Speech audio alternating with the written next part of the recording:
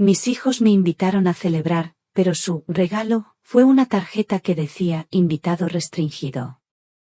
Mi nuera Sofía se rió, susurrando que no habría comida para mí. Me sentí un cero a la izquierda. Humillada. Pero no sabían mi secreto. Sacando mi viejo móvil, envié un mensaje a mi abogado. Lo que hice después cambió sus vidas. Para siempre. Antes de continuar, suscríbete al canal y cuéntanos desde dónde estás escuchando en los comentarios. Me llamo Elena. Tengo 65 años. Una viuda que vive una vida sencilla en un barrio tranquilo a las afueras de Madrid.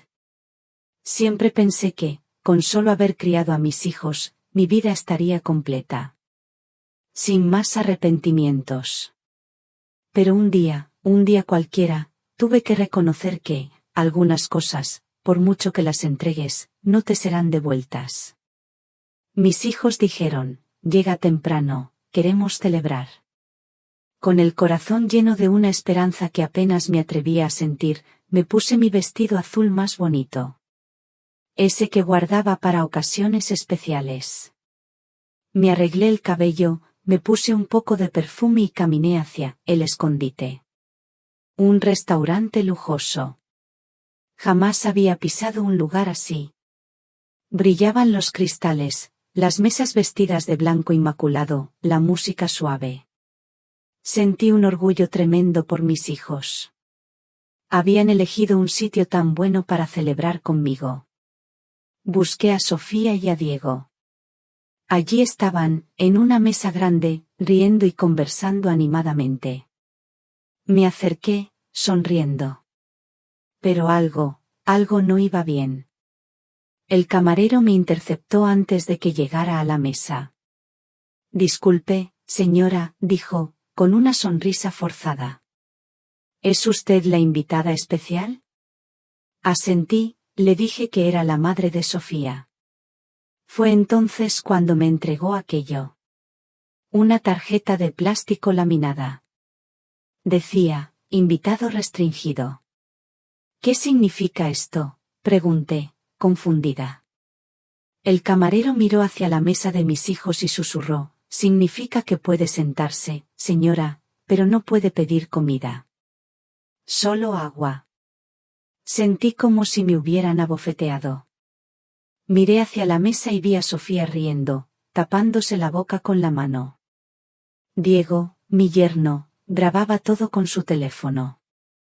Me acerqué a la mesa con aquella tarjeta humillante colgando de mi cuello. Sofía me miró. Sus ojos brillaban con malicia. Me susurró, asegurándose de que Diego pudiera oírla. Eso significa que no tienes comida, suegra. Espero que hayas cenado antes de venir. Diego soltó una carcajada.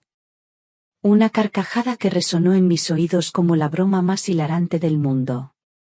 Ah, dona Elena, es una broma.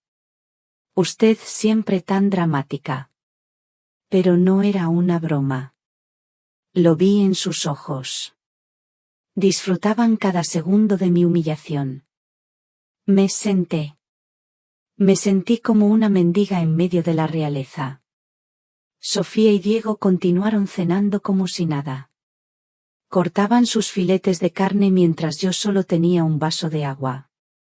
El olor de la comida me torturaba, pero lo que más me dolía era ver cómo se deleitaban con mi sufrimiento. Madre, dijo Sofía, limpiándose la boca delicadamente con la servilleta. Usted debe estar preguntándose por qué estamos aquí. Su voz tenía esa frialdad que yo también conocía. La forma en que la usaba para hacerme daño. Diego asintió. Mascaba, sus ojos brillando con una cruel diversión. Verá. Diego y yo hemos estado hablando de su futuro. Usted ya tiene 65 años. Vive sola en esa casa vieja y, francamente, nos preocupa que no pueda cuidarse. Me explicaron que habían encontrado un centro de mayores. Muy bueno, pequeño, económico. Perfecto para alguien de su nivel. El mundo giró a mi alrededor. Diego soltó el tenedor y me miró con aquella sonrisa que yo había aprendido a odiar. Dona Elena, usted ya ha cumplido su propósito en la vida. Crió a sus hijos. Ahora es hora de que descanse. Nosotros nos encargaremos de todo. Sacó unos papeles de su carpeta y los puso frente a mí. Solo necesitamos que firme estos documentos. Nada complicado. Los miré con horror. Eran documentos de transferencia de propiedad, poderes notariales. Papeles que, básicamente, me convertirían en una indigente legal. Mi casa, mis ahorros, todo pasaría a manos de Sofía. Es por su propio bien, madre, insistió mi hija. Usted no entiende de inversiones ni impuestos. Diego es un experto en finanzas. Él sabrá qué hacer con todo. Y no se preocupe, añadió Diego con una falsa amabilidad. Le daremos una mensualidad. Unos 180 euros están bien para sus gastos personales. Jabón, pasta de dientes, esas cosas. Sofía soltó una risita. Madre, no necesita más que eso. En el centro de mayores le darán comida y techo. Sentí la ira creciendo en mi pecho. Como lava hirviente. Aquellos dos monstruos que había criado y amado, estaban planeando robarme todo lo que había construido con décadas de sacrificio. Y lo peor de todo, lo hacían con una crueldad tan calculada que me daba náuseas. ¿Y si no quiero firmar? Pregunté. Mi voz temblaba. Diego y Sofía intercambiaron una mirada. Una mirada de complicidad. Madre, dijo Sofía, su voz suave, pero amenazadora. ¿De verdad quiere que esto sea por las malas? Podemos declararla mentalmente incompetente. Diego tiene contactos en el hospital, médicos que pueden certificar que no está bien de la cabeza. Piénselo bien, dona Elena, añadió Diego. Una mujer de su edad, viviendo sola, sin familia que la visite, sería muy fácil convencer a un juez de que necesita supervisión médica. Se recostó en la silla, saboreando cada palabra. O puede firmar ahora voluntariamente y nos aseguraremos de que tenga una vejez tranquila. El camarero se acercó discretamente y puso la cuenta en la mesa. Diego la miró y sonrió maliciosamente. ¡Ay, qué pena, dona Elena! Parece que solo trajimos dinero para nuestra comida. ¿Puede pagar su agua? Señaló mi vaso vacío, burlándose. Son 2,50 euros. Sofía fingió buscar en su bolso. ¡Ay, madre, yo tampoco tengo cambio! ¿Qué vamos a hacer? Ambos me miraron, esperando mi humillación total. Querían verme suplicar, implorando, para que me ayudaran con aquellos míseros 2,50 euros. Pero algo cambió en ese momento. Quizás fue la forma en que Diego saboreó cada palabra de su amenaza. O la forma en que Sofía sonrió cuando mencionó el centro de mayores. Quizás fue el recuerdo de todas las noches que pasé despierta, cosiendo en Elche, para pagar sus estudios. O todas las veces que comí arroz y lentejas para que ellos pudieran comer carne. Saqué mi teléfono móvil. Un modelo sencillo. Ese que siempre criticaban. Madre, ¿qué está haciendo?, preguntó Sofía, curiosa. ¿Va a llamar a alguien para que le preste el dinero del agua? Diego soltó una carcajada. ¿A quién va a llamar? No tiene amigos. No tiene familia, solo nos tiene a nosotros. Mis dedos temblaban. No de miedo, sino de una rabia fría que nunca había sentido antes. Escribí un mensaje de texto. Era para Javier. Mi abogado. Un hombre discreto, inteligente. Había sido mi abogado durante 15 años. Lo contraté cuando empecé a invertir mis primeros ahorros. Cancelen todo. Envié el mensaje y guardé mi teléfono. Sofía y Diego me miraron extrañados, pero siguieron riéndose entre ellos. Planificando cómo gastarían mi dinero. ¿Sabe una cosa, madre?, dijo Sofía, acercándose peligrosamente a mi cara. Quizás sea mejor que sepa toda la verdad. Diego y yo ya estamos gastando parte de su herencia. Compramos un coche nuevo, reformamos la casa, hicimos un viaje a las Islas Canarias. Pensamos que como usted se va a morir pronto, de todas formas. Se encogió de hombros, como si hablara del tiempo. Diego asintió, orgulloso. Tenemos las cuentas bien calculadas, dona Elena. Su casita vieja de Elche vale unos 30.000 euros. Tiene unos 8.000 euros en el banco. Con eso podemos pagar nuestras deudas y tener un extra para invertir. Se inclinó hacia adelante. Usted ha sido muy útil, sin siquiera saberlo. ¿Y Lucía?, añadió Sofía, con crueldad. Le dijimos que la abuela está mal de la cabeza, que dice cosas locas y que es mejor que no la visite más. La pobre niña ni pregunta ya por usted. Esas palabras fueron como puñaladas directas a mi corazón. Miré mi reloj. Habían pasado apenas unos minutos desde que envié aquel mensaje de texto. Diego seguía hablando de sus planes para mi dinero cuando su teléfono empezó a sonar. Miró la pantalla y frunció el ceño. «Es del banco», murmuró. «¿Por qué me llamaría el banco un miércoles por la noche?» Atendió la llamada. Confiado. «Sí, soy Diego». Su expresión cambió. Poco a poco. De la confianza a la confusión. Luego, al horror. ¿Cómo que congelada? ¿Qué significa eso? Su voz se hizo más fuerte. Esto es imposible. Tengo autorización para usar esa cuenta. Sofía lo miraba con un pánico creciente. Diego colgó y marcó inmediatamente otro número. Es el banco de la hipoteca, me explicó, nervioso. La segunda llamada fue aún peor. Cancelada. Pero si acabamos de refinanciar, ¿quién tiene autoridad para? Su voz falló. El teléfono de Diego no paraba de sonar. Cada llamada traía peores noticias. Su tarjeta de crédito había sido cancelada. Su cuenta corriente estaba congelada. Y el préstamo que habían usado para comprar el coche nuevo había sido revocado inmediatamente. Sofía lo miraba con pánico en los ojos mientras él intentaba desesperadamente entender qué estaba pasando.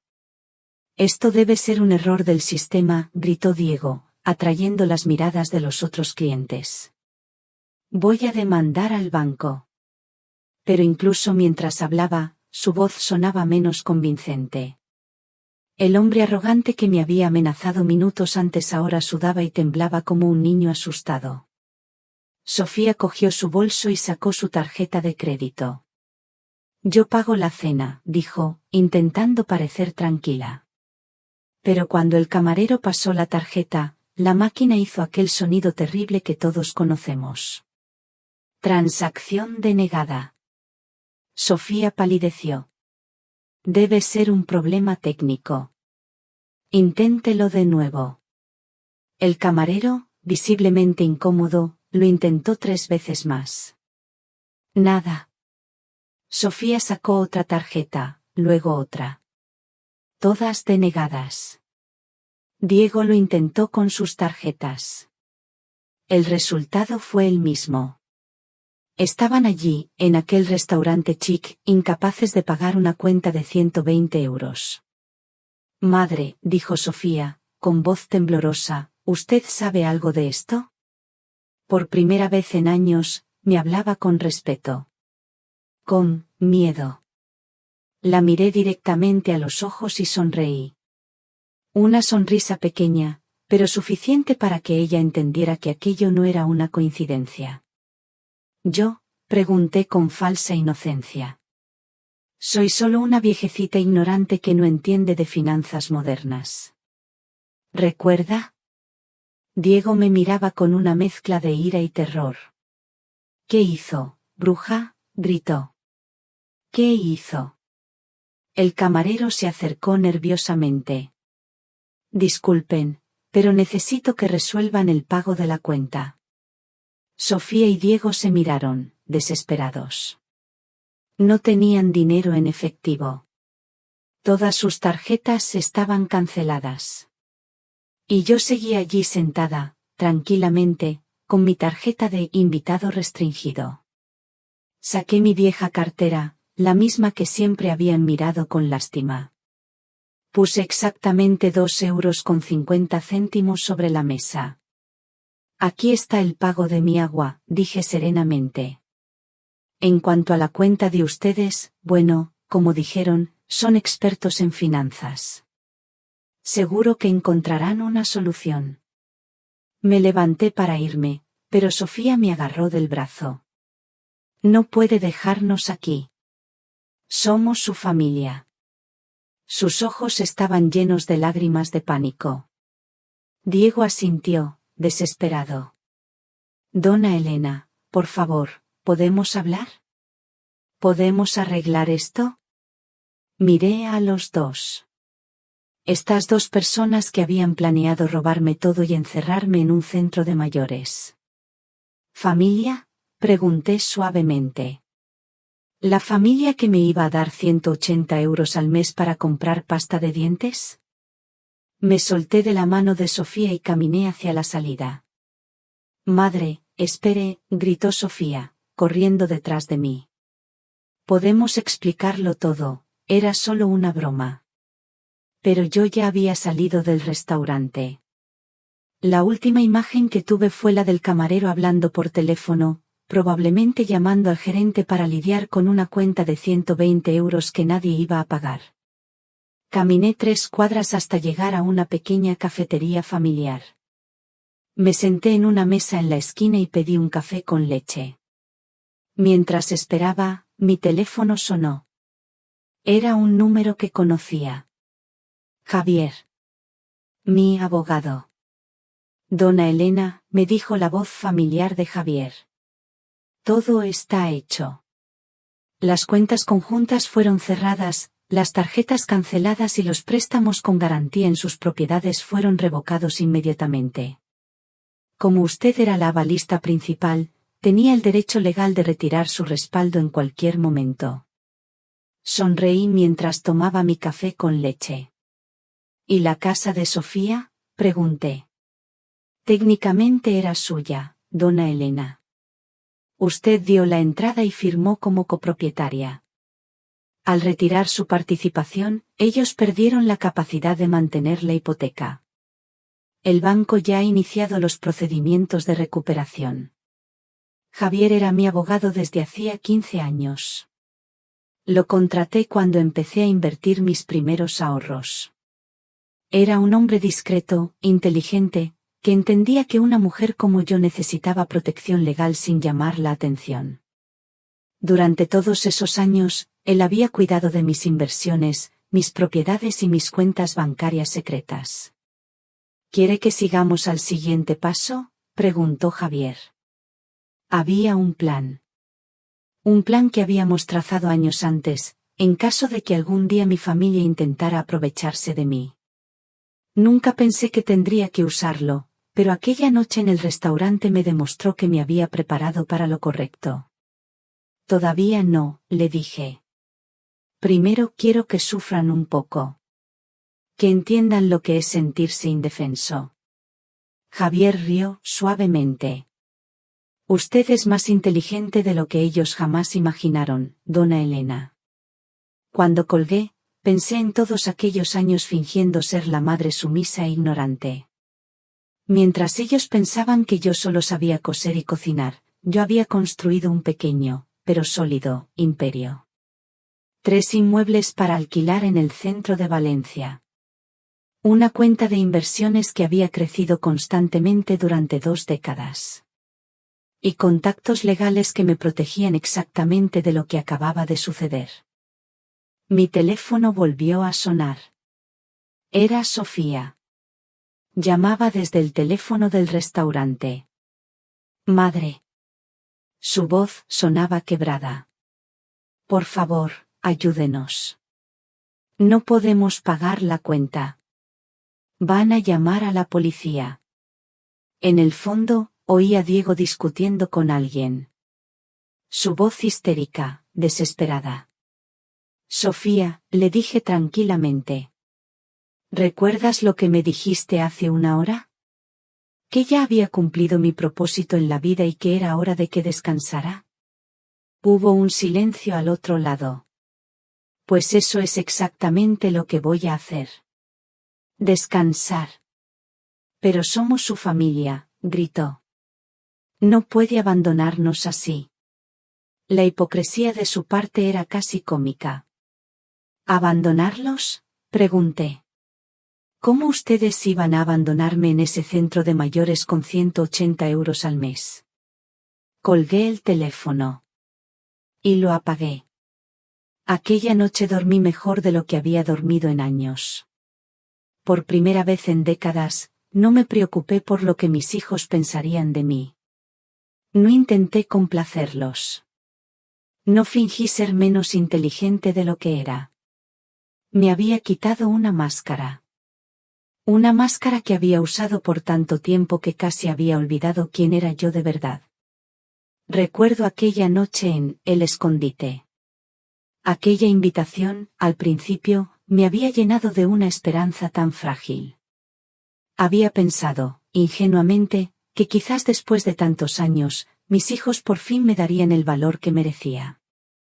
Había puesto mi vestido azul más bonito, me había peinado, me había puesto un poco de perfume.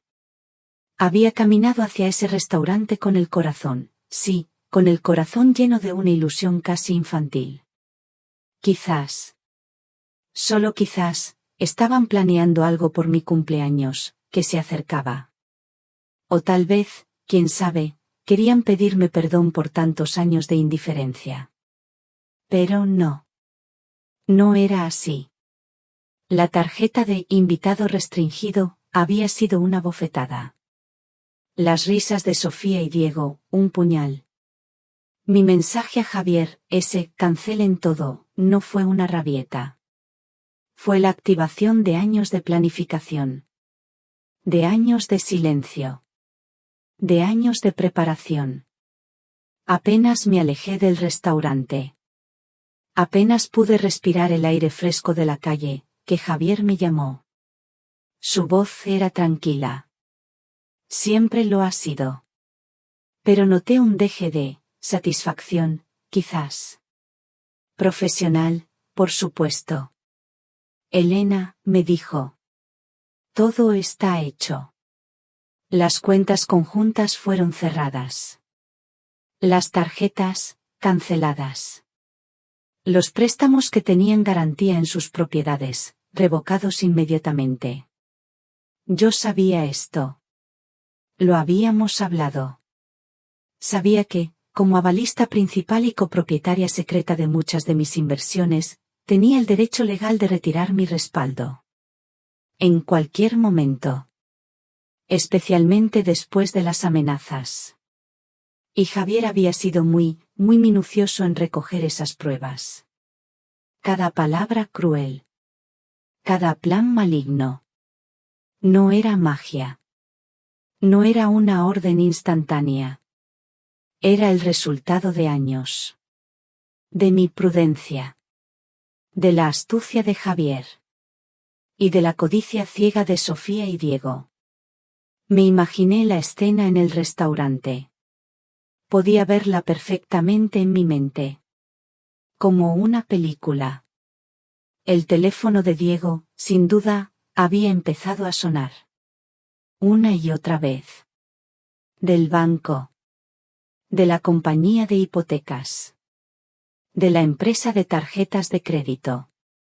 Su rostro, lo imaginé transformándose. De esa arrogancia habitual. A la confusión. Luego, al horror. ¿Cómo que congelada? ¿Qué quiere decir eso? Oí su voz en mi cabeza. Esto es imposible. Tengo autorización para usar esa cuenta. Sofía, que siempre intentaba mantener la compostura, supe que estaría pálida. Que su sonrisa de burla se habría desvanecido. Se habría esforzado por pagar la cuenta de la cena. Esos 120 euros. Habría sacado su tarjeta de crédito. Con una elegancia forzada. Y la máquina. Podía escucharla. Ese sonido terrible. Transacción denegada.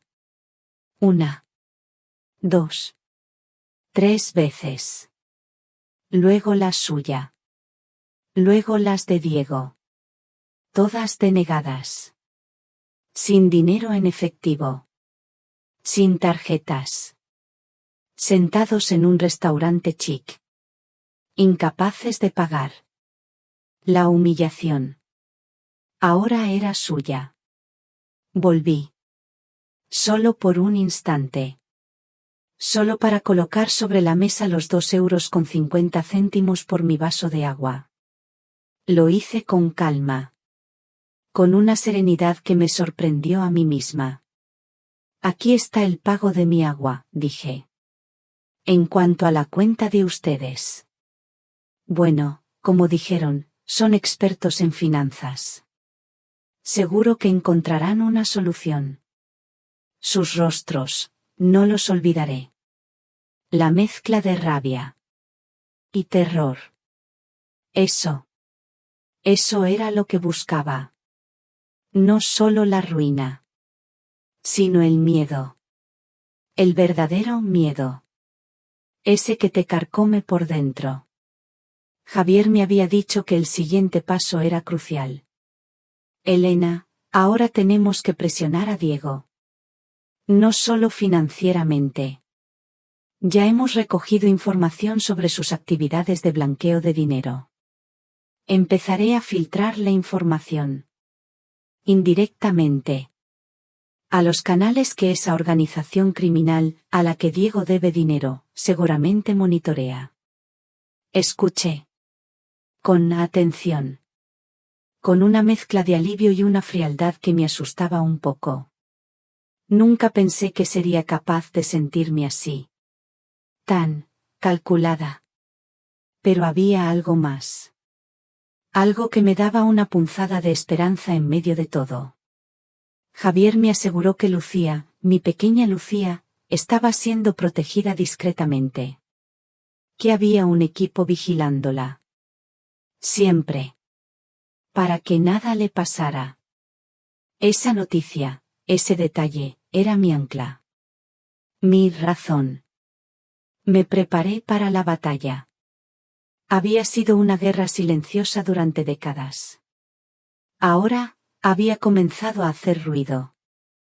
La mañana siguiente, la rutina se había instaurado en mi nueva realidad. Aunque en realidad, no era nueva.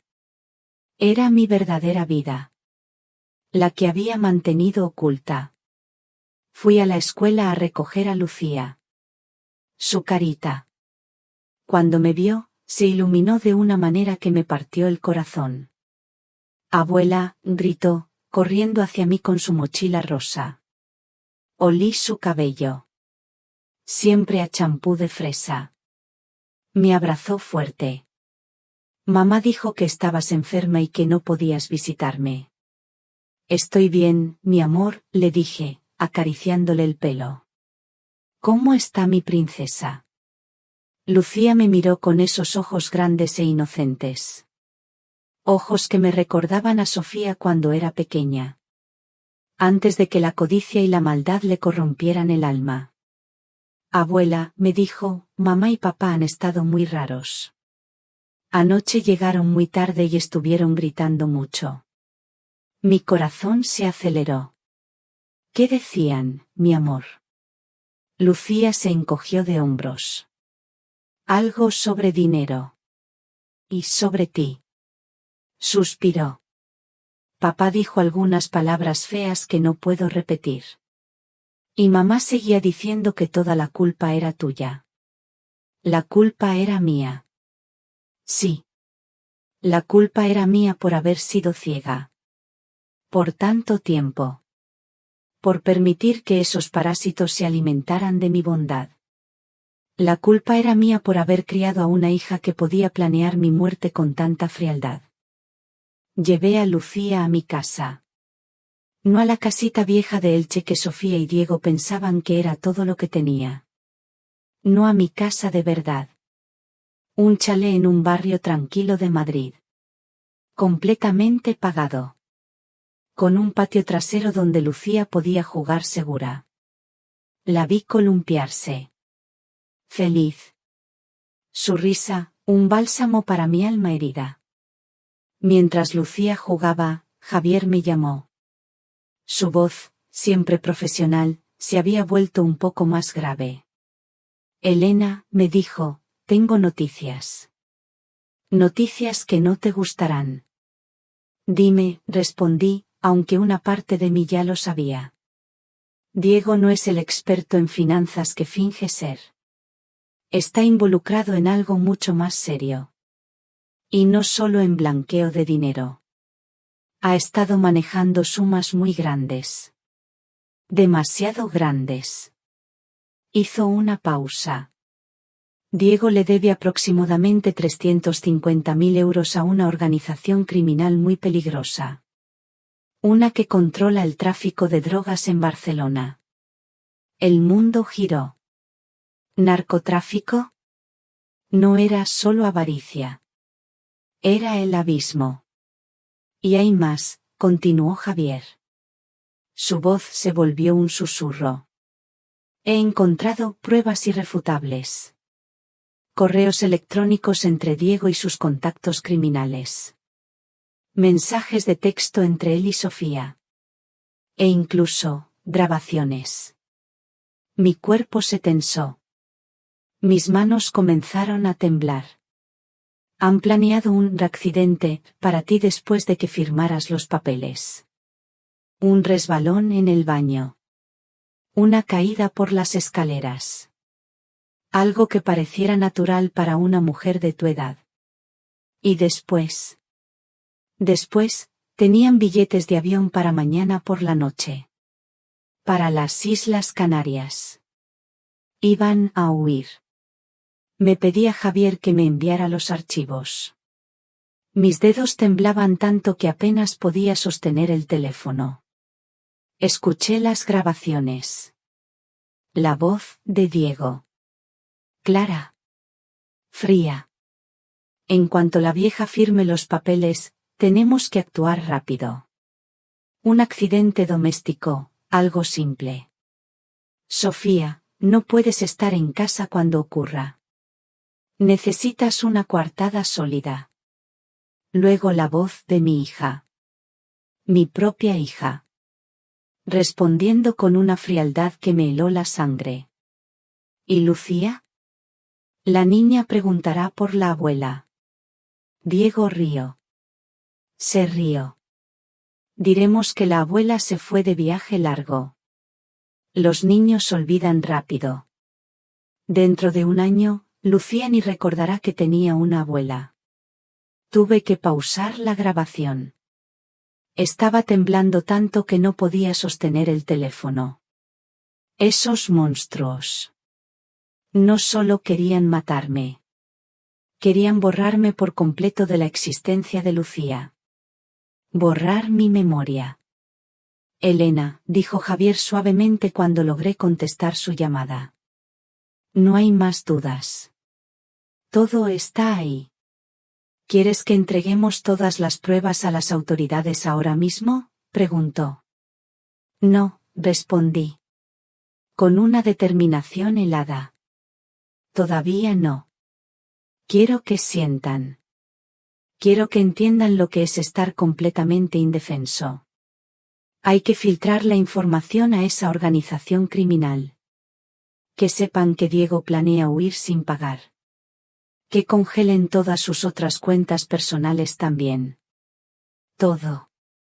Que no puedan comprar ni una bala. Javier rió suavemente. Eso es brillante, Elena. Los vas a meter en una situación imposible. Exacto, dije. Ahora no pueden huir porque los criminales los estarán vigilando. Pero tampoco pueden quedarse porque no tienen dinero para pagar. Van a sentir exactamente lo que yo sentí anoche en ese restaurante. Atrapados. Humillados. Indefensos. Le pedí a Javier que se asegurara. Una y otra vez. Que Lucía estuviera completamente protegida. Ella es inocente en todo esto, le dije. Y no merece sufrir por los crímenes de sus padres. Javier me aseguró que sus mejores detectives privados estaban vigilando a Lucía las 24 horas. Si algo le pasaba, lo sabríamos inmediatamente. Me sentí aliviada. Un rayo de luz. La única razón. La única razón para todo esto. Si usted ha llegado hasta aquí, por favor, ayúdeme a dejar el número 1 en los comentarios de abajo. Así sabré que todavía hay compañeros de viaje conmigo en esta travesía. Su presencia es el mayor aliento para que yo continúe contando la última parte, donde la justicia se cumple a cabalidad y una nueva vida surge de las cenizas. ¿Cree que una madre puede ser tratada con tanta crueldad por sus propios hijos, e incluso ser objeto de un plan de asesinato? ¿Y está de acuerdo con la decisión de Elena de hacerles probar la desesperación antes de que se haga justicia? Comparta sus pensamientos en los comentarios. Sus historias pueden inspirar a otros a encontrar la fuerza para defenderse. Las siguientes horas, los siguientes días, fueron una prueba de fuego. Recibí una avalancha de llamadas. De Sofía. Una y otra vez. Su voz, ronca de tanto llorar. Suplicando. Que la ayudara. Que les devolviera el dinero. Que los ayudara a escapar. Pero yo ya no era la Elena de antes. La Elena que decía sí a todo. La Elena que perdonaba siempre. La Elena que se sacrificaba sin límites. Sofía, le dije tranquilamente en una de esas llamadas, ¿recuerdas lo que me dijiste hace una hora? Que yo ya había cumplido mi propósito en la vida y que era hora de que descansara. Hubo un silencio al otro lado. Pues eso es exactamente lo que voy a hacer. Descansar. Y colgué. Diego también llamaba. Su voz, histérica. Desesperada. Pero sus palabras, aun en su desesperación, seguían siendo arrogantes. Culpándome. Javier me mantenía al tanto. Me informaba de la caída de su imperio. Diego no había ido a trabajar. Había llamado diciendo que estaba enfermo. Pero la verdad era que tenía miedo de salir de casa. Miedo. Un miedo que no conocía cuando se reía de mí. Sofía, por su parte, había intentado ir a varios bancos para solicitar préstamos de emergencia. Pero su historial de crédito estaba destrozado. Ha intentado incluso empeñar sus joyas, me dijo Javier, pero descubrió que eran falsificaciones baratas. Aquello no me sorprendió. Diego siempre había sido un hombre de apariencias. Un farsante. Probablemente había comprado joyas falsas para impresionar a Sofía, y ella había sido demasiado ingenua, o demasiado codiciosa, para darse cuenta. Y los hombres a los que Diego debe dinero, continuó Javier, han estado preguntando por él en su oficina. De una manera bastante agresiva. Su jefe está considerando suspenderlo por llevar problemas personales al trabajo. Sonreí. Una sonrisa fría. Mientras Lucía se columpiaba alegremente en el jardín. Todo estaba saliendo exactamente como lo habíamos planeado. Están atrapados, Elena, me dijo Javier. No pueden huir porque están siendo vigilados. No pueden pagar porque no tienen acceso a fondos. Y no pueden buscar ayuda porque nadie más sabe sobre sus actividades criminales. Me sentí satisfecha. Era una satisfacción fría. Calculada. Ellos iban a sentir exactamente lo que yo había sentido aquella noche en el restaurante. Completamente atrapados. Completamente humillados. Completamente indefensos. Una noche, cuando Lucía ya dormía plácidamente en la habitación de invitados, oí ruidos. Fuera. Miré por la ventana. El coche de Sofía estaba aparcado en la calle. Ella y Diego estaban de pie, en mi puerta. Discutiendo. En voz baja al principio. Mi corazón dio un vuelco. Sabía que esto pasaría. Sabía que la desesperación los empujaría. La presión creció. El timbre sonó. Y de nuevo. Luego, comenzaron a golpear la puerta. Madre, gritó Sofía. Su voz histérica. Sabemos que está ahí.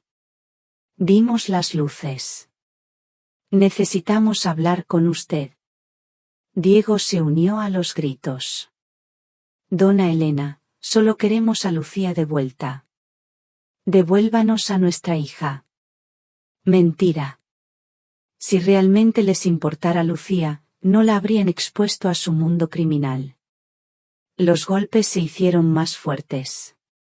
Abra la puerta, gritó Diego. Sabemos que tiene dinero. Sabemos que nos ha estado mintiendo durante años. Su voz se volvía más agresiva. Más desesperada. Subí en silencio a comprobar a Lucía. Gracias a Dios, la niña tenía el sueño pesado. Los gritos no la habían despertado. Bajé. Me acerqué con cautela a la ventana para ver qué hacían. Diego caminaba de un lado a otro. Como un animal enjaulado. Hablaba por teléfono con alguien. Su lenguaje corporal era el de un hombre al borde del colapso mental. Sofía estaba sentada en los escalones. Llorando. Tirándose del pelo. Mi teléfono vibró. Un mensaje de Javier. Mis hombres están en posición, Elena. Pero hay un problema. Los otros también han llegado. Hay 3 coches con hombres armados aparcados en las calles de los alrededores. Están esperando. Mi sangre se heló. Los criminales a los que Diego debía dinero habían encontrado mi dirección. Probablemente habían seguido a Diego y Sofía hasta aquí. Mi casa. El refugio seguro que había construido para Lucía y para mí. Ahora estaba rodeado de gente peligrosa. Otro mensaje de Javier. No salgas. No enciendas más luces. Voy a llamar a la policía. Pero yo sabía que la policía tardaría demasiado. Y Diego, en su desesperación, podría hacer algo estúpido. Algo que pondría a Lucía en peligro. Tomé una decisión. Marqué el número directo de emergencia que Javier me había dado para situaciones extremas. Código rojo, dije samplemente. Entendido, respondió Javier. En 3 minutos. El código rojo era nuestro plan de emergencia. Javier tenía contactos en las autoridades federales. Gente que podía responder más rápido y con más fuerza que la policía local. También significaba que íbamos a jugar todas nuestras cartas a la vez. Sofía ahora golpeaba la puerta con ambos puños. Madre, por favor. Solo denos el dinero y nos iremos. Le prometo que nunca más la molestaremos. Sus promesas no valían nada. Había escuchado las grabaciones. Había oído cómo planeaba mi muerte. Diego se acercó a la ventana del salón. Intentó mirar hacia adentro. Cuando me vio observándole, sus ojos se llenaron de una locura desesperada. «Está ahí», le gritó a Sofía. «La vieja está ahí. Se está riendo de nosotros». Yo no me estaba riendo. Estaba calculando. Estaba planeando.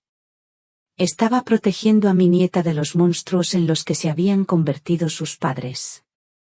Diego empezó a buscar algo en el jardín. Encontró una piedra grande. Se dirigió hacia la ventana. «Si no sale, voy a romper esta ventana», gritó. «Voy a entrar y voy a coger ese dinero yo mismo». Esto había ido demasiado lejos. Cogí mi teléfono. Y grité. Lo suficientemente fuerte para que me oyera. «Diego, si rompes esa ventana, llamo a la policía ahora mismo». «Llame a quien quiera», respondió con la voz quebrada. «Esa gente me va a matar de todas formas. Al menos conseguiré el dinero primero». Levantó la piedra. Y en ese momento, oí el sonido más hermoso del mundo. Sirenas. Varias sirenas. Acercándose. Rápidamente. Diego se quedó congelado, la piedra en el aire. Sofía levantó la cabeza, sus ojos llenos de terror. Pero las sirenas no eran solo de la policía local. Oí también el sonido distintivo de vehículos federales. Los mismos que había escuchado en las películas. Javier había cumplido su promesa. La caballería estaba llegando. Los criminales que habían estado esperando en las calles, aparentemente, también oyeron las sirenas. Vi luces de coches alejándose rápidamente. En todas direcciones. Diego y Sofía estaban ahora completamente solos. Rodeados. Sin posibilidad de escapar. Diego dejó caer la piedra. Y empezó a correr hacia su coche. Pero antes de que pudiera llegar, 3 coches de policía y 2 vehículos de la Guardia Civil rodearon mi propiedad. Hombres armados salieron rápidamente. Con chalecos que decían, Guardia Civil y Hacienda. Sofía se desplomó en los escalones. Sollozando. Diego levantó las manos. Por fin. Entendiendo. Su pesadilla había terminado. No de la manera que él esperaba. Pero definitivamente había terminado. Los agentes federales se movieron con precisión militar. Diego fue esposado de inmediato. Gritaba. Sobre sus derechos. Sobre cómo todo era un malentendido. Sofía intentó correr hacia la casa. Probablemente para intentar llegar a Lucía. Pero fue detenida antes de subir el primer escalón. «Madre», gritó Sofía mientras la esposaban. «Dígales que esto es un error. Dígales que somos su familia». Pero yo permanecí en silencio. Detrás de mi ventana. Observando cómo la justicia finalmente alcanzaba a esas 2 personas que habían planeado mi muerte. Un agente de la Guardia Civil se acercó a mi puerta. Era un hombre mayor. Con un aire serio. Se identificó como agente García. «Dona Elena, soy de la Guardia Civil. Su abogado nos ha contactado con pruebas de actividades criminales. ¿Está usted segura?» Abrí la puerta lentamente. «Estoy bien, agente García. Mi nieta está durmiendo arriba. ¿Podríamos hablar en voz baja?» Él asintió con respeto. «Claro, señora. Entendemos que hay una menor en la casa. ¿Es la hija de los sospechosos?» «Sí», respondí. «Lucía tiene 8 años. Ella es completamente inocente en todo esto». El agente García tomó notas. No se preocupe, señora. Tenemos protocolos especiales para menores. La niña estará completamente protegida durante todo el proceso. Afuera, Diego seguía gritando. Esto es persecución. Esta vieja loca nos está tendiendo una trampa. Sus palabras solo confirmaban lo que los agentes ya sabían sobre su carácter. Sofía, por otro lado, había entrado en estado de shock. Estaba sentada en el asiento trasero del coche de policía, mirando al vacío. Dona Elena, continuó el agente García. Su abogado nos ha entregado pruebas sustanciales de blanqueo de dinero, planificación de asesinato y conspiración. ¿Puede confirmar que esta evidencia es auténtica? Cada palabra, respondí firmemente. Tengo las grabaciones originales, los documentos bancarios, todo. El agente asintió. Necesitaremos su declaración completa, pero eso puede esperar hasta mañana. Por ahora, queremos asegurar la escena y proteger a la menor. Miró hacia arriba, hacia donde Lucía todavía dormía. ¿La niña sabe algo sobre las actividades de sus padres? Nada, le aseguré. Lucía es una niña normal que solo sabe que sus padres han estado extraños últimamente. No tiene ni idea sobre el dinero, los crímenes o los planes que tenían. Perfecto, dijo. Eso hará las cosas más fáciles para ella. Javier llegó 20 minutos después. Acompañado por una asistente social especializada en menores. La mujer era amable y profesional. Exactamente el tipo de persona que Lucía necesitaría cuando despertara y descubriera que sus padres habían sido arrestados. Dona Elena, me dijo Javier en privado, esto va a ser grande. Muy grande. Diego no era solo un pequeño blanqueador de dinero. Era parte de una red internacional. La Guardia Civil ha estado investigando a esta organización durante 3 años. ¿Qué significa eso?, pregunté. Significa que Diego y Sofía van a enfrentar acusaciones federales muy serias. Blanqueo de dinero, conspiración, planificación de asesinato. Estamos hablando de 20 a 30 años de prisión, como mínimo. Miré hacia afuera. Diego todavía estaba siendo interrogado, junto al coche de policía. Su arrogancia había desaparecido por completo. Ahora, era solo un hombre asustado que finalmente entendía las consecuencias de sus acciones. ¿Y Sofía?, pregunté. Sofía está en una situación particularmente mala, respondió Javier. Porque además de ser cómplice en el blanqueo de dinero, tenemos pruebas claras de que participó activamente en la planificación de tu asesinato. Eso es intento de homicidio, en primer grado. La asistente social se acercó a nosotros. Dona Elena, necesitamos hablar sobre la custodia temporal de Lucía. ¿Estaría usted dispuesta a ser su tutora temporal mientras resolvemos la situación legal de los padres? Claro, respondí sin dudar. Lucía es mi nieta. Es donde debe estar. Excelente. Haremos el papeleo mañana. Pero por esta noche, Lucía puede quedarse con usted. Alrededor de las 2 de la mañana, finalmente se llevaron a Diego y Sofía. Antes de irse, Sofía logró gritar una última cosa. Madre, por favor, cuida de Lucía. Dile que la amamos. Era demasiado poco. Demasiado tarde. Diego, por otro lado, me gritó algo completamente diferente. Esto no ha terminado, vieja. Cuando salga de la cárcel, yo voy a... Pero no terminó la frase porque uno de los agentes lo empujó dentro del coche. Después de que todos se fueron, me senté en mi salón con una taza de té, intentando procesar todo lo que había sucedido. En menos de 48 horas, había pasado de ser una madre humillada en un restaurante a ser la responsable de enviar a mis propios hijos a prisión. Me sentí culpable. Un poco. Me arrepentí. Ni un poco. Ellos habían tomado sus decisiones. Habían elegido la avaricia en lugar del amor. El crimen en lugar de la honestidad. La traición en lugar de la lealtad. Y habían planeado matarme por dinero. La mañana después de que se llevaran a Sofía y Diego fue extraña.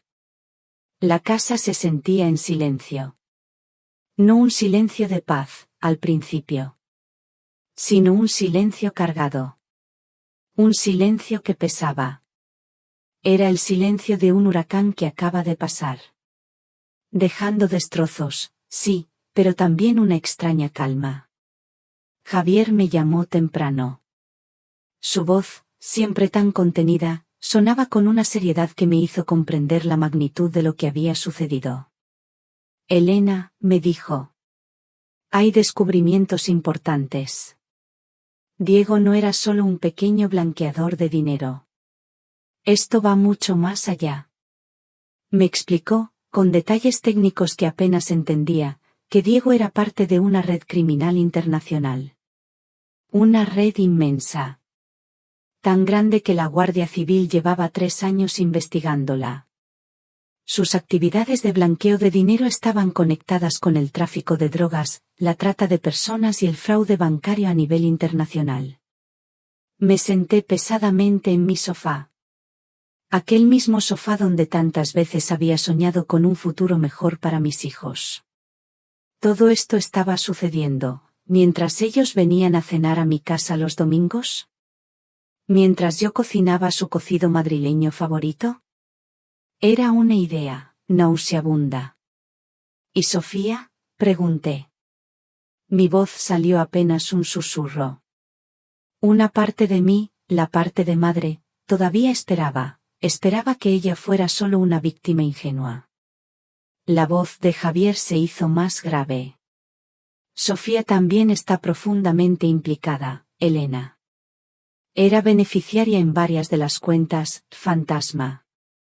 Recibía pagos regulares por consultoría, pero no hay registros de ningún trabajo real. Ella sabía de todo. Ella era el enlace. Incluso el nexo con otros criminales. Ese fue el golpe más duro. No solo que Diego fuera un criminal, sino que mi propia hija, mi Sofía, la niña que había criado con tanto amor, fuera cómplice. Con conocimiento pleno.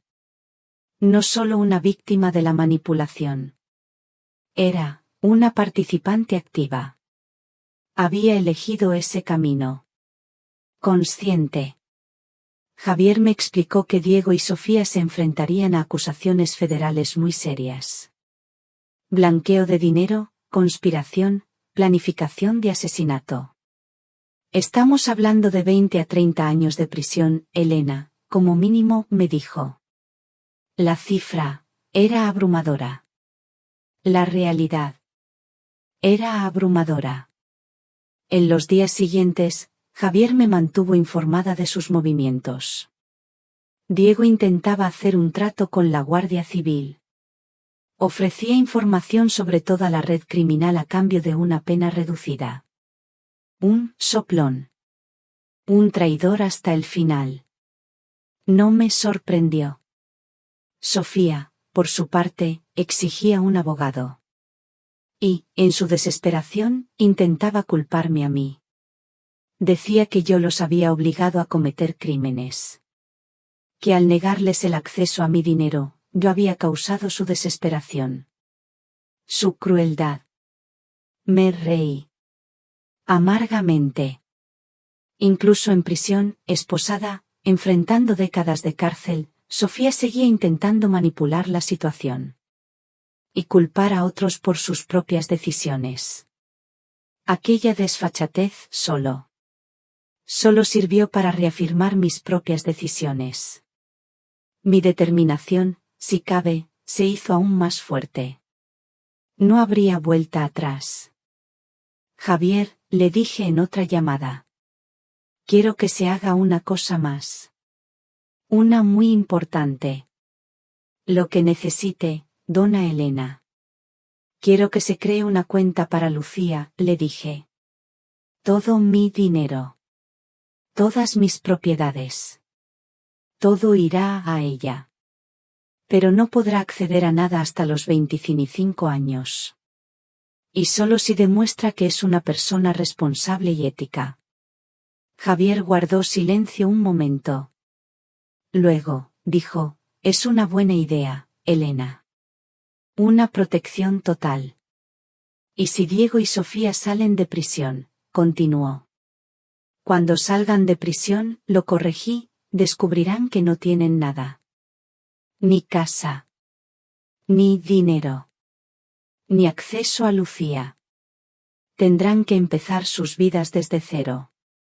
Exactamente. Exactamente como ellos querían que yo hiciera. Era una justicia, poética. Sí. Poética. Y fría. Como la rabia que había sentido aquella noche en el restaurante. 3 semanas después de los arrestos, tuve que ir. Tuve que ir a Madrid, a los juzgados, para testificar ante un jurado federal. Era la primera vez que pisaba un tribunal. Y debo admitir que estaba nerviosa. Mi corazón latía un poco más rápido. Pero cuando vi a Diego y a Sofía. Allí estaban. Esposados. Vestidos con uniformes de prisión. Toda mi ansiedad se transformó. En una determinación fría como el acero. Diego había perdido mucho peso. Su cabello estaba revuelto. Tenía ojeras profundas. La arrogancia que siempre lo había definido había desaparecido por completo.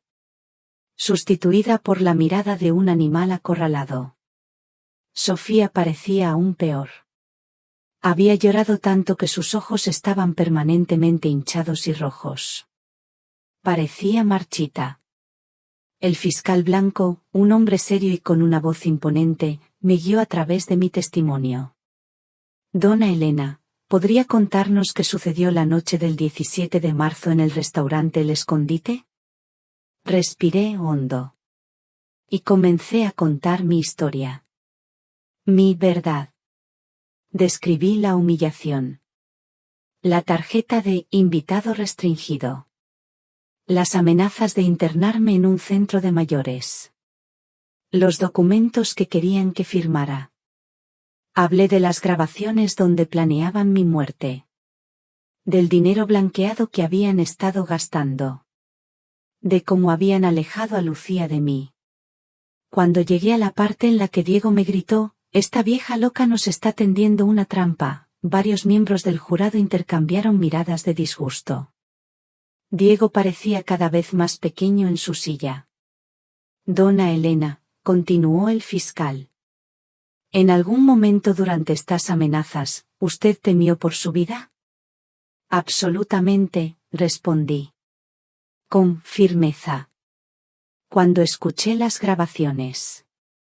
Esas grabaciones donde describían exactamente cómo harían para que mi muerte pareciera un accidente, me di cuenta de que no estaba tratando con mi familia. Estaba tratando con posibles asesinos. El abogado de la defensa de Diego. Un hombre nervioso. Que claramente sabía que tenía un caso perdido. Intentó desacreditar mi testimonio. Dona Elena, ¿no es cierto que usted engañó deliberadamente a su familia sobre su verdadera situación financiera? Sí, respondí. Con honestidad. Mantuve mis finanzas en privado.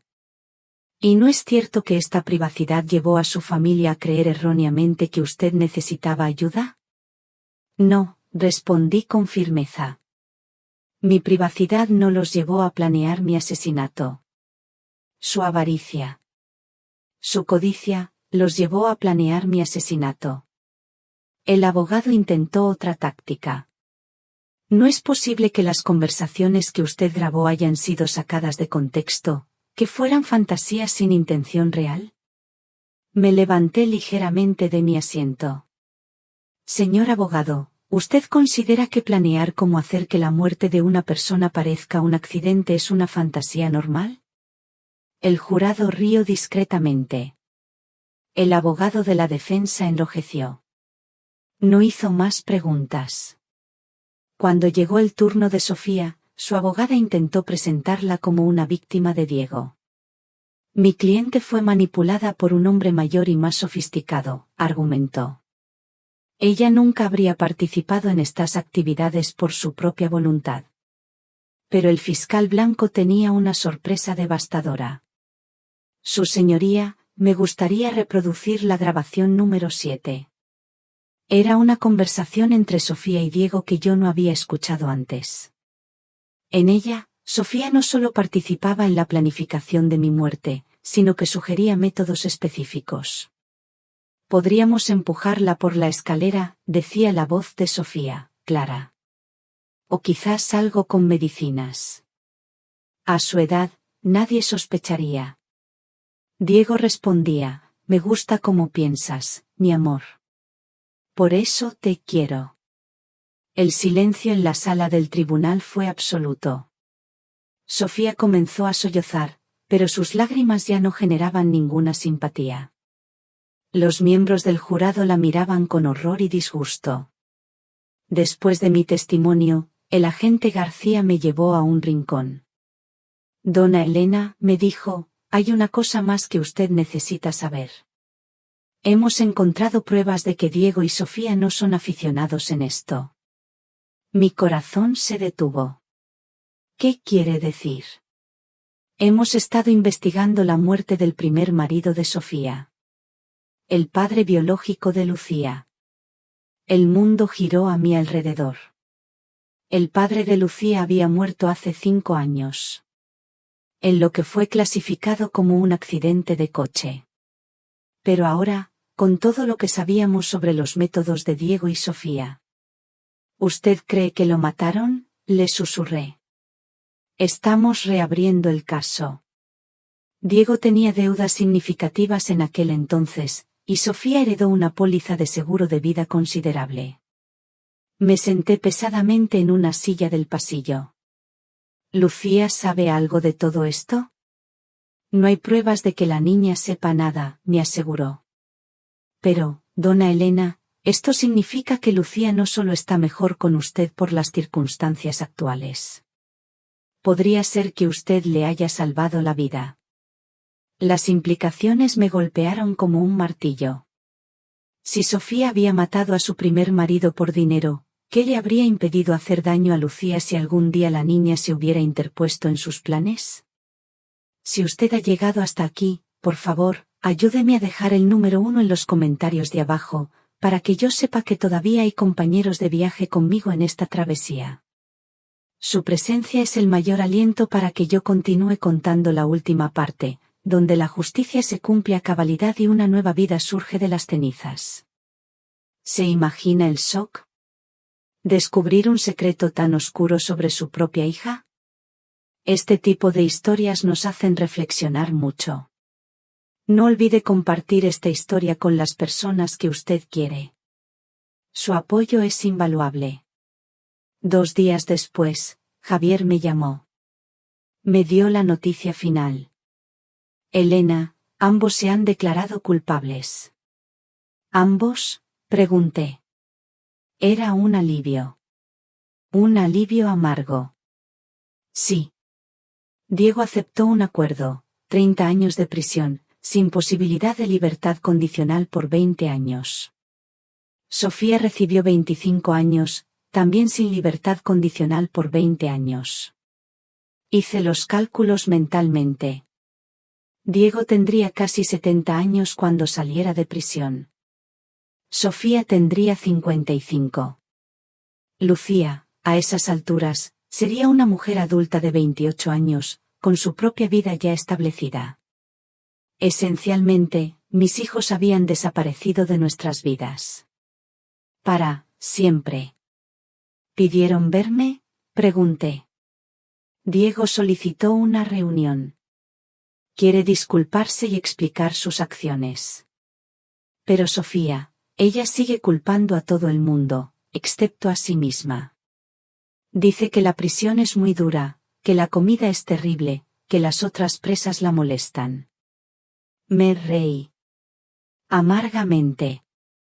Incluso allí, en la cárcel, Sofía seguía con sus manipulaciones. Y su victimismo.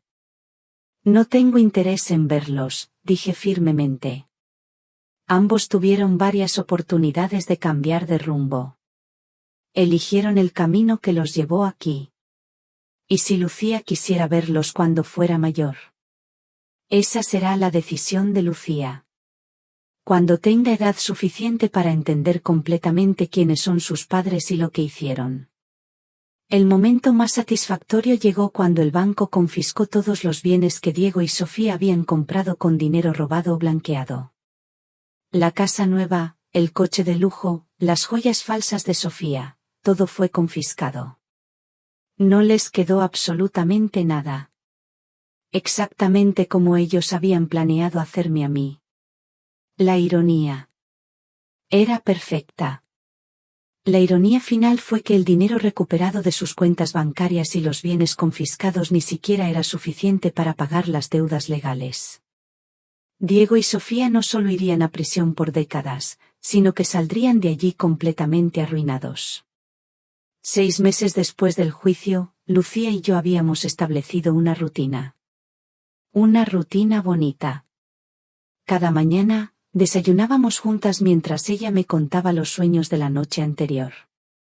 Cada tarde, después de la escuela, hacíamos los deberes juntas y luego cocinábamos la cena. Los fines de semana, explorábamos la ciudad. Visitábamos museos, íbamos al parque. Por primera vez en décadas, me sentía, realmente viva. La transformación de Lucía había sido extraordinaria.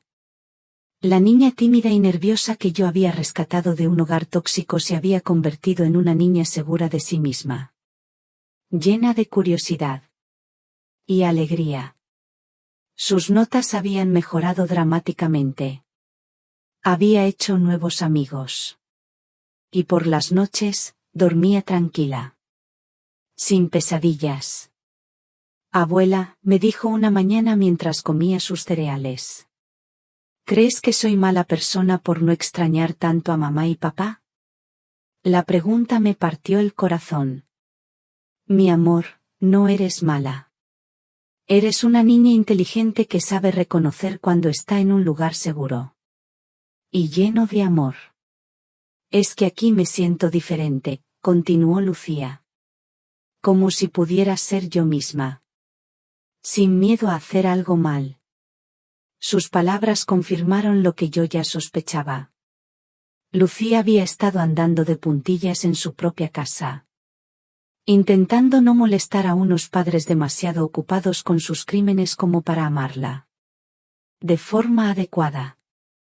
Una tarde, mientras Lucía jugaba en el jardín, recibí una llamada inesperada. Era el director de una fundación benéfica local en Valencia. Dona Elena, me dijo. Hemos oído su historia. Queríamos saber si estaría interesada en colaborar con nosotros en un proyecto especial. ¿Qué tipo de proyecto?, pregunté, curiosa. Queremos crear un programa para personas mayores que han sido víctimas de abuso familiar o financiero. Un lugar donde puedan recibir asesoramiento legal, apoyo emocional y ayuda para reconstruir sus vidas. La idea me emocionó inmediatamente. Era mi propósito. ¿Y qué necesitarían de mí? Su historia, Dona Elena. Su experiencia. Y si usted estuviera dispuesta, nos gustaría que fuera la directora del programa. Usted ha demostrado que nunca es demasiado tarde para defenderse. Y reconstruir la vida. Acepté sin dudar. Había encontrado mi propósito. Ayudar a otras personas mayores que estaban pasando por lo mismo que yo. Personas que habían sido subestimadas, manipuladas o abusadas por sus propias familias. El programa, al que llamamos Reinicio, abrió sus puertas 3 meses después. En el primer mes, ayudamos a 15 personas.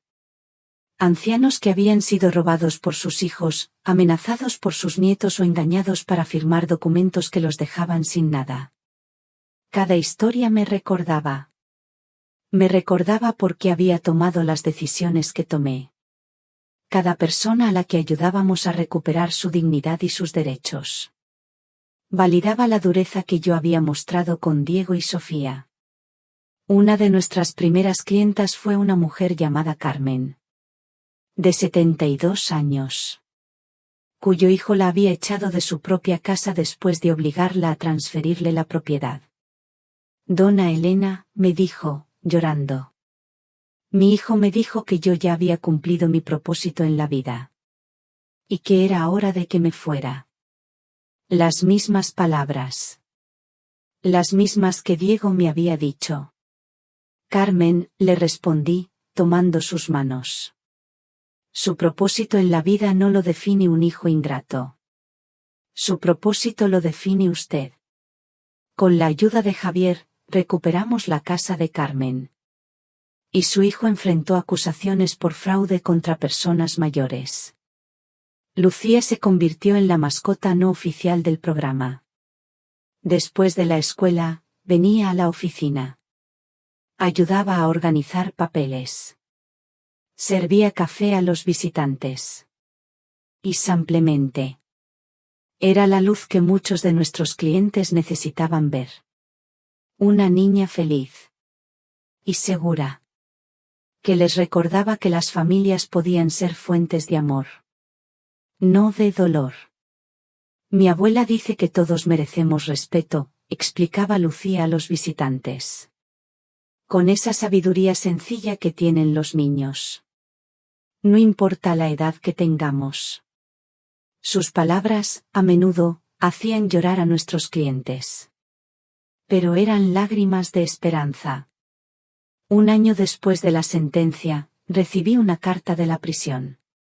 Era de Sofía. Javier me había avisado que probablemente intentaría contactar.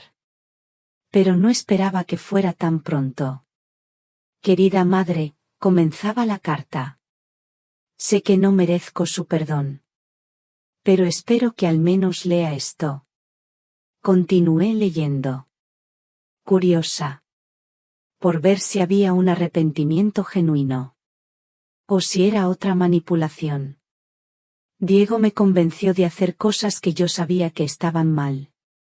Pero eso no es excusa. Yo tomé mis propias decisiones. Elegí la avaricia en lugar del amor. Elegí el dinero fácil en lugar del trabajo honesto. Y casi elegí el asesinato en lugar de la familia. La carta continuaba por 3 páginas. Detallando todos sus errores. Y pidiendo perdón. Terminaba con, no espero que me perdone. No espero que me permita ser parte de la vida de Lucía. Solo espero que sepa que finalmente entiendo el daño que causé. Y que cada día vivo con esa culpa. Leí la carta 2 veces. Luego la guardé en un cajón. Quizás era genuina. Quizás era otra manipulación. No importaba. El daño ya estaba hecho. Las decisiones se habían tomado. Y las consecuencias eran permanentes. Diego también envió una carta. Pero la tiré sin leerla. No tenía interés en escuchar las excusas de un hombre que había grabado su propia voz. Planificando mi muerte. Y luego me había gritado que yo era una vieja loca, cuando lo arrestaron. 2 años después del juicio, Lucía cumplió 10 años. Organizamos una fiesta en el jardín. Invitamos a sus amigos de la escuela. Y celebramos la vida que habíamos construido juntas. Mientras veía a Lucía reír y jugar con sus amigos, pensé en todo lo que habíamos ganado. Al perder a Diego y Sofía. Paz. Seguridad. Amor genuino. Respeto mutuo. Una relación basada en la honestidad. en lugar de la manipulación. Abuela, me dijo Lucía aquella noche, mientras la acostaba. ¿Crees que mamá y papá están bien donde están? Era una pregunta que sabía que vendría. Eventualmente. Creo que están aprendiendo, mi amor, le dije. Aprendiendo que las decisiones tienen consecuencias. ¿Y crees que algún día querré verlos? No lo sé, Lucía. Cuando seas mayor. Tú decidirás si quieres conocer la historia completa. Y si quieres intentar una relación con ellos. Pero siempre recuerda que mereces ser amada y respetada. No importa lo que pase. Lo sé, dijo Lucía, abrazándome. Tú me enseñaste eso. En mi 5º año dirigiendo Reinicio, habíamos ayudado a más de 200 personas mayores a recuperar sus derechos, sus propiedades y su dignidad. El programa se había expandido a 3 ciudades. Y habíamos inspirado programas similares en otros estados. Un periodista de un periódico local quiso hacer un artículo sobre mi historia. Durante la entrevista, me preguntó, Dona Elena, ¿usted se arrepiente de haber sido tan dura con sus hijos? No, respondí sin dudar. Me arrepiento de no haber sido más dura. Antes. Si hubiera establecido límites claros desde el principio, quizás ellos nunca habrían llegado tan lejos en su camino criminal. ¿Qué le diría a otras personas mayores que están siendo maltratadas por sus familias? Que su edad no los hace menos valiosos. Que su amor por la familia no los obliga a tolerar abusos. Y que nunca es demasiado tarde para defenderse y exigir respeto. Lucía, ahora con 13 años, había decidido que quería ser abogada. Como Javier. Para ayudar a personas vulnerables. Quiero proteger a los abuelos como tú me protegiste a mí, me explicó. La noche antes de que yo cumpliera 70 años, Lucía me dio una carta que había escrito para mí. Querida abuela, decía la carta, gracias por salvarme de una vida que no sabía que era mala. Hasta que experimenté una vida buena. Gracias por enseñarme que el amor verdadero no hiere, no amenaza y no manipula. Gracias por mostrarme que ser fuerte no significa ser cruel. Y que ser amable no significa ser débil. Cuando yo crezca, quiero ser exactamente como tú, valiente, inteligente y dispuesta a luchar por lo que es correcto. No importa lo difícil que sea. Aquella noche, mientras reflexionaba sobre todo lo que había sucedido, me di cuenta de que la venganza más perfecta no había sido enviar a Diego y Sofía a prisión. La venganza más perfecta había sido construir una vida tan llena de amor, propósito y alegría, que la ausencia de ellos era una bendición. En lugar de una pérdida. Y usted que ha escuchado mi historia hasta el final, dígame, ¿alguna vez ha vivido una injusticia así? ¿Ha tenido que tomar decisiones difíciles para proteger a quienes ama? Cuénteme su historia. Su historia puede inspirar a alguien más a encontrar la fuerza para defenderse. Porque, al final, la lección más importante que aprendí es esta: nunca permita que nadie, ni siquiera su propia familia, la trate como si fuera menos de lo que es. Su valor no disminuye con la edad. Su sabiduría no se vuelve obsoleta. Y su derecho al respeto y la dignidad es inquebrantable. A veces, el acto más amoroso que se puede hacer es decir, basta. Y mantener esa posición. No importan las consecuencias. 5 años después de aquel día terrible en el restaurante, me encuentro sentada en mi oficina de Reinicio, revisando los casos del mes. A mis 75 años, mi energía sigue siendo la misma. Pero ahora tengo una motivación que nunca tuve antes. Cada día. Puedo ayudar a alguien que está pasando por lo mismo que yo viví. Lucía, ahora con 18 años, está a punto de graduarse de la escuela secundaria con honores. Ha sido aceptada en la Universidad Federal con una beca integral para estudiar Derecho. Su artículo de admisión se llamaba «La mujer que me enseñó que el amor verdadero protege». Y cuando lo leí, lloré de orgullo durante 1 hora. Esta mañana, recibí una llamada que no esperaba. Era el director de la prisión estatal donde Sofía cumple su condena. Donna Elena, su hija, ha solicitado una visita en los últimos 6 meses. Ha completado varios programas de rehabilitación. Y la psicóloga de la prisión dice que ha demostrado un arrepentimiento genuino. Después de 5 años de silencio total, la idea de ver a Sofía me llenó de sentimientos contradictorios. ¿Qué programas completó?, pregunté. Terapia para manipuladores, clases sobre violencia familiar, programas de responsabilidad personal. Y está trabajando como tutora para otras presas analfabetas. Quizás esta vez era real. Quizás 5 años en prisión realmente habían cambiado a la mujer que un día planeó mi muerte. Déjeme pensarlo, le dije al director.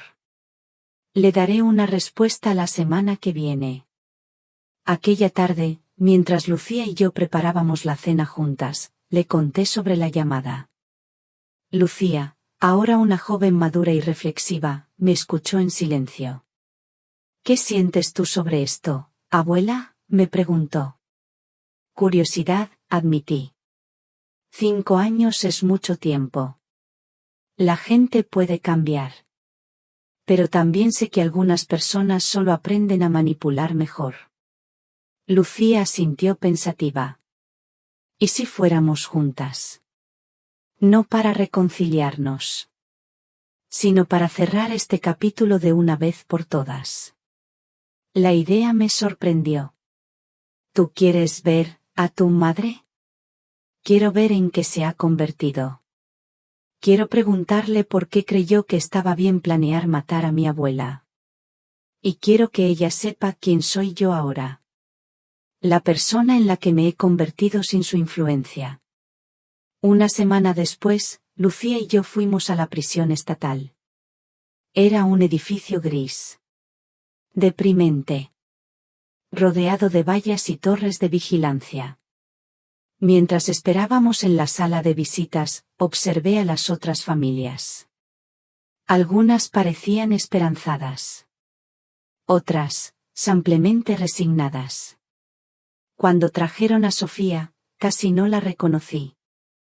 Había perdido mucho peso. Su cabello estaba completamente gris.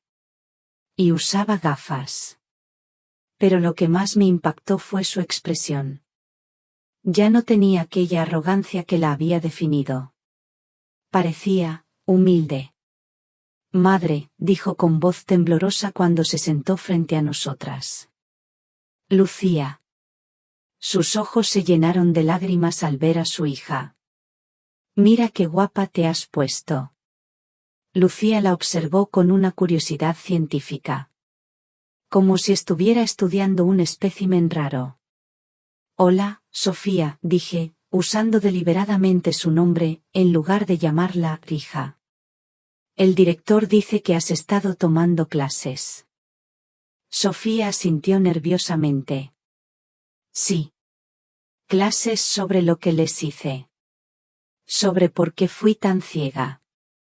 Por tanto tiempo. Cuéntanos qué aprendiste, dijo Lucía, con una madurez que me llenó de orgullo. Sofía respiró hondo. Aprendí que las víctimas de mi avaricia no fueron solo ustedes.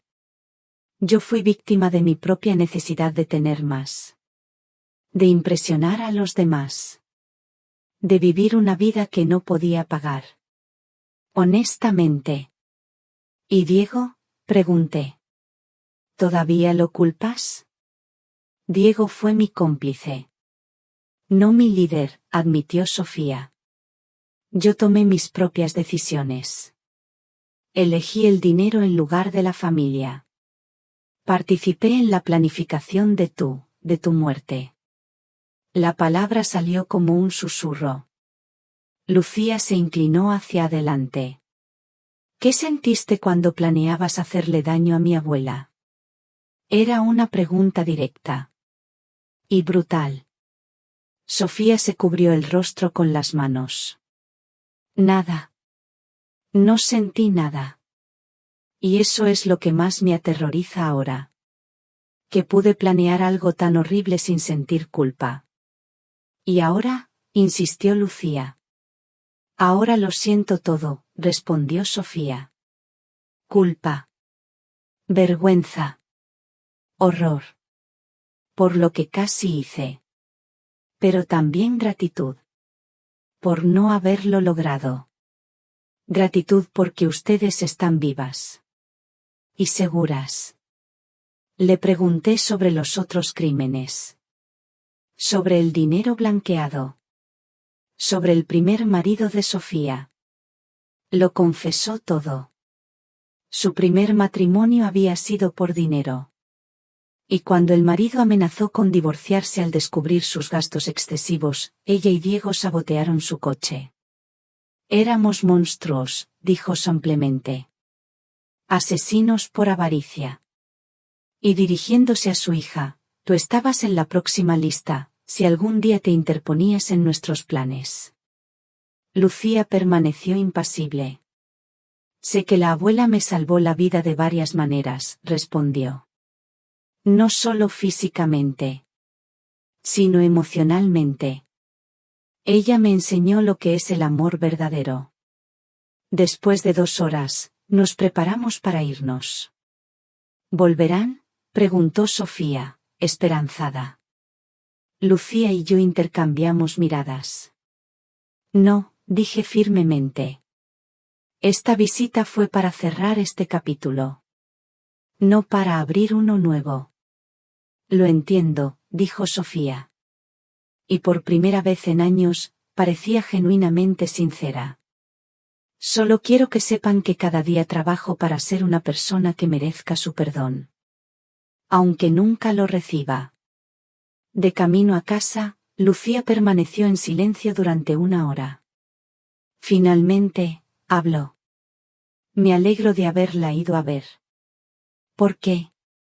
Porque confirmó que usted tomó la decisión correcta. Esa mujer que vimos hoy no es mi madre. Mi madre eres tú, abuela. Aquella noche, mientras reflexionaba sobre la visita, me di cuenta de que ver a Sofía había sido liberador de una manera inesperada. Ya no era el monstruo de mis pesadillas. Pero tampoco era ya mi hija. Era simplemente una mujer. Que había tomado decisiones terribles. Y ahora vivía con las consecuencias. La semana siguiente, Reinicio recibió una donación anónima de más de 400.000 euros. La carta que acompañaba la donación decía, para honrar a una mujer valiente que se defendió a sí misma y salvó a su nieta. Nunca descubrimos quién la envió. Pero sospecho que fue alguien cuya historia era similar a la mía. Hoy, mientras escribo estas últimas palabras, Lucía está haciendo las maletas para ir a la universidad. Dentro de unas semanas, por primera vez en años, estaré sola en mi casa. Pero no me siento sola. Me siento completa. He construido un legado de fuerza, justicia y amor incondicional. He demostrado que la edad no significa debilidad. Que la bondad no significa ser una víctima. Y que a veces el acto más amoroso es decir, basta. Y mantener esa posición. Mi historia terminó siendo exactamente lo contrario de lo que Diego y Sofía planearon. En lugar de morir olvidada y robada, viví para proteger a otros. Y para ser recordada como una mujer que se negó a ser una víctima. Y esta, creo, es la victoria más dulce de todas. La historia de Elena, mi historia, llega a su fin. ¿Qué opina usted sobre las decisiones que tomé? ¿Haría algo diferente si estuviera en mi lugar? Comparta sus reflexiones en los comentarios.